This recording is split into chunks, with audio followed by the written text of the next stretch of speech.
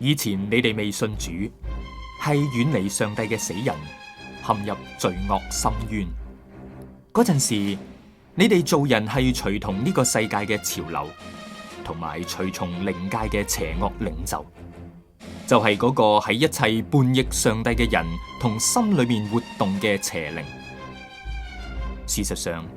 以往我哋都係喺呢一種情況下生活，順從本性去放縱情慾，為所欲為。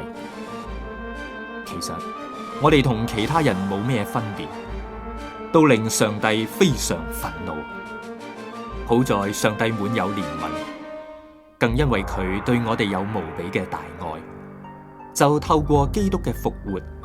將生命再一次賜俾我哋呢啲活喺過犯裏面嘅死人。要記住，你哋咁樣得救，完全係因為上帝嘅恩典。佢又令我哋同基督耶穌一齊被提升到天上，喺嗰度，我哋同基督一齊掌權。因此，上帝向後世表明，佢喺基督耶穌裏面賜俾我哋嘅恩典係極其豐富。你哋獲得拯救，係憑着呢個恩典，亦係出自信心，但係唔係嚟自自己嘅，而係上帝所賜，更唔係因你哋有善良嘅品德行為，所以冇人可以自誇。我哋係上帝透過基督耶穌重新創造嘅傑作，要令我哋照佢嘅心意多做善事。